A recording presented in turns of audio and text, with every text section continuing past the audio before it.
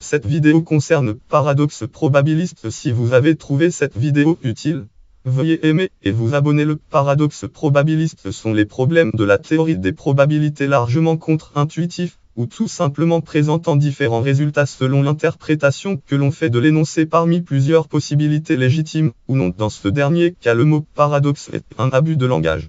Simple résultat contre-intuitif, c'est le cas du paradoxe des anniversaires. Croire que les probabilités obéissent à des lois linéaires conduit à la réponse 180 alors que la bonne réponse semble ridiculement faible. Énoncé ambigu. Le paradoxe de Bertrand pose une question dans laquelle l'expression au hasard peut désigner plusieurs méthodes de tirage différentes et conduisant à des résultats contradictoires.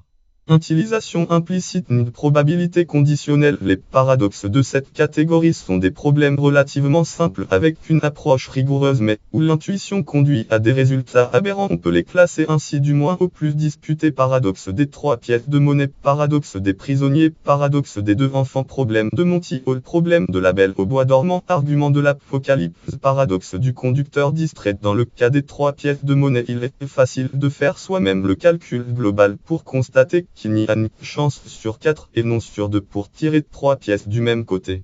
En revanche, corriger le raisonnement fallacieux donnant la réponse 1-2 est plus délicat. Le paradoxe des prisonniers apparaît assez immédiatement comme une manipulation. Il est assez visible. Une simple question ne peut pas augmenter les chances de survivre quelle que soit la réponse.